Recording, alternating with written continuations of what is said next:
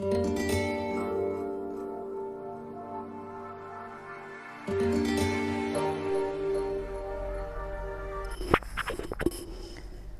Friends, welcome to my channel education by Alok Kumar Yadav. आज के हम इस वीडियो में इम्परेटिव सेंटेंस के बारे में बताएंगे। आदेशात्मक वाक्य या फिर आज्ञासूचक वाक्य। ऐसे सेंटेंस से आज्ञा, प्रार्थना, परामर्श या किसी से कुछ करने के लिए कहने का बोध होता है। आज्ञा, ऑर्डर या कमांड, प्रार्थना, रिक्वेस्ट, परामर्श, एडवाइस या फिर किसी के कहने का बोध होता है। ऐसे वाक्यों में क्रिया से पहले कर्ता तुम या आप छिपा रहता है। इस प्रकार के वाक्यों में वर्ब अपने मूल रूप फर्स्ट फॉर्म में होता है और ऐसे वाक्य ये सदैव प्रेजेंट टेंस में होते हैं। इसकी रूलिंग क्या होगी? वर्ब की फर्स्ट फॉर्म प्लस ऑब्जेक्ट, मतलब वर्ब इसमें अपने मूल रूप में ही होगा और अनुवाद करते समय उसे वाक्य के प्रारंभ में ही लिखते हैं। ऐसे सेंटेंस से क्या होता है? आज्ञा का बोध होता है। आज्ञा क्या होगी? ऑर्डर या फिर कमांड। इसके बाद हम अगर इसमें प्रार्थना भी होता है।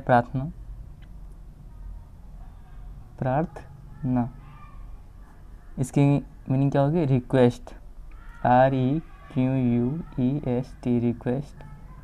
या फिर परामर्श इससे क्या होगी? Advice,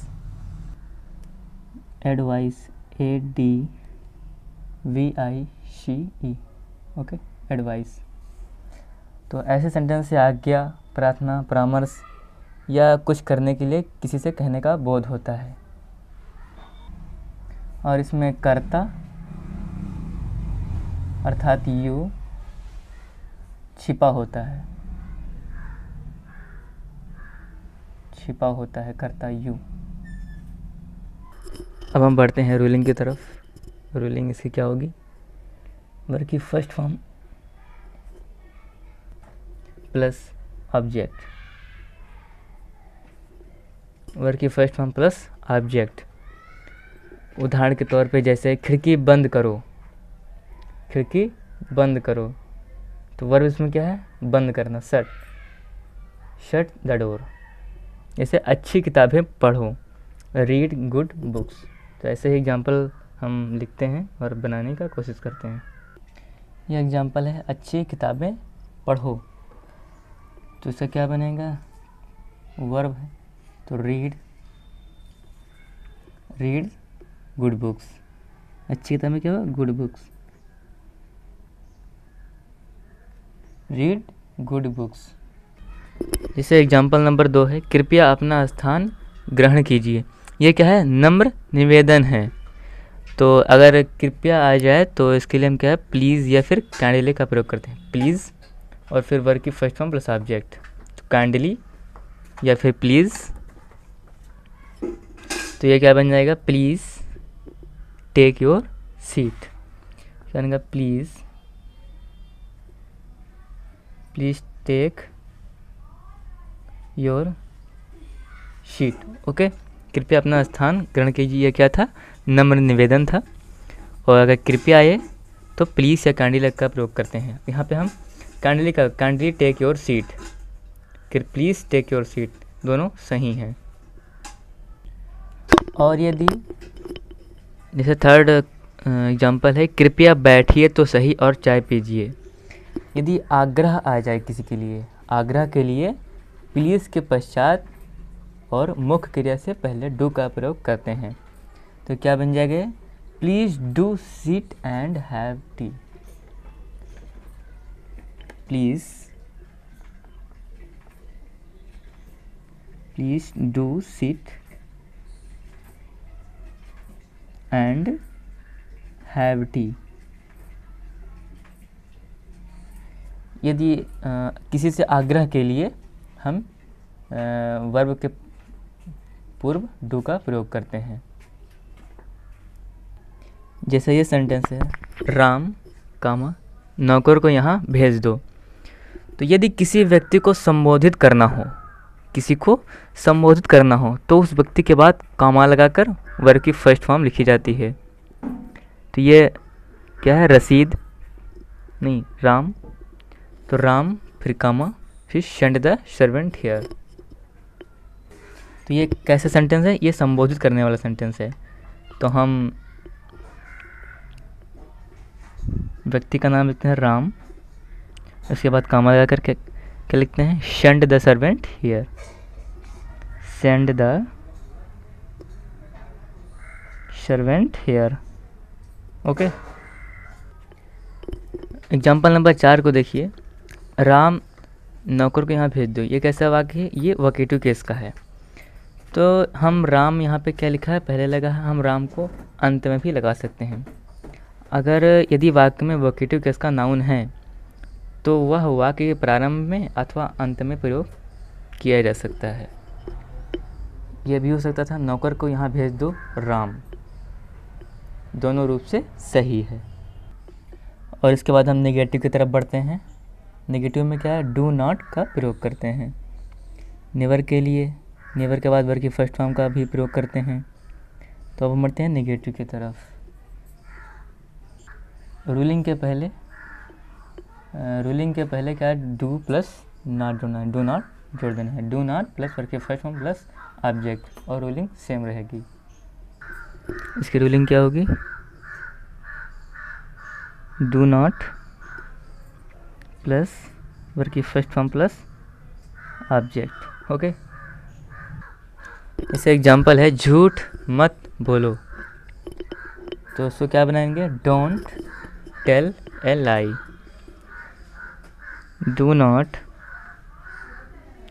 tell a lie. जैसे सेंटेंस, कभी भी झूठ मत बोलिए। तो ये भी सिंपल ही है, वैसे हम बना देंगे, never tell a lie, never tell a lie, कभी नहीं किया होते, नेवर। इसके बाद हम लेट वाले वाक्य पढ़ते हैं, जो लेट से प्रारंभ होगा। जैसे अब मुझे पढ़ने दो। तो क्या बनेगा, लेट मी रीड नाउ। तो यदि हम ऐसे टेंस अगर आएँ तो पहचान के लिए आखिरी में ऐसे क्या होगा, दो, मुझे पढ़ने दो, उन्हें जाने मत दो। तो आखिरी मतलब दो आएगा। तो इसे क्या बनेगी, अब मुझे पढ़ने दो। तो let me read now. Okay, यहाँ आपके मन में तुरंत क्रॉस क्वेश्चन आना चाहिए कि लेट के वहाँ हमने पढ़ा है कि वर्ब की फर्स्ट फॉर्म प्लस ऑब्जेक्ट, और यहाँ आपने लेट मी लिख दिया, लेट प्लस ऑब्जेक्ट। तो ये रूलिंग भी ऐसी ही है। इसकी रूलिंग क्या हो गया, late plus object plus verb की फर्स्ट फॉर्म, ये इसकी रूलिंग होगी। एक एग्जांपल आप और लिख सकते हैं, जैसे उन्हें जाने मत दो। तो लेट देम नॉट गो, या फिर डोंट लेट देम गो, ऐसे भी बना सकते हैं, ये भी सही है। तो यहाँ हम देखते हैं कि लेट का प्रयोग उस समय भी होता है जब हमें फर्स्ट पर्सन के प्रोनाउंस या थर्ड पर्सन के प्रोनाउंस एवं नाउंस का कोई सुझाव देना हो, अर्थात सजेशन देना हो या फिर निवेदन करना हो, तो हम इसका प्रयोग करते हैं। इसके बाद क्या आएंगे, प्रस्ताव वाले वाक्य। किसी को हम प्रस्ताव देंगे, इसे इंग्लिश में क्या कहते हैं, प्रपोजल सेंटेंसेस। ऐसे वाक्य आओ से शुरू होते हैं और इनके प्रारंभ में हम लेटस से स्टार्ट करते हैं। लेटस प्लस वर्ब की फर्स्ट फॉर्म प्लस ऑब्जेक्ट।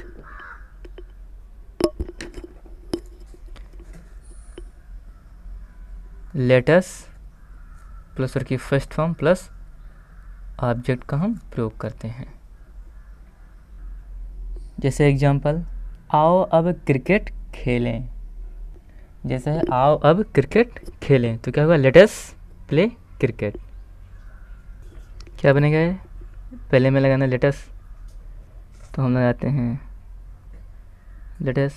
इसके बाद वर्ब खेलना, play, play. Object cricket, CRICKET, now. Okay, तो ऐसे बहुत से एग्जांपल हो सकते हैं, जैसे आओ धूप में बैठें, ठीक है, let us sit in the sun. तो ऐसे आप बना सकते हैं। आशा करता हूँ आपको ये वीडियो समझ आया होगा। Thank you for watching. और जिसको वीडियो समझ आए वो प्लीज़ लाइक करें और कमेंट करें, सब्सक्राइब करें और शेयर करें अपने मित्रों के साथ। थैंक्स।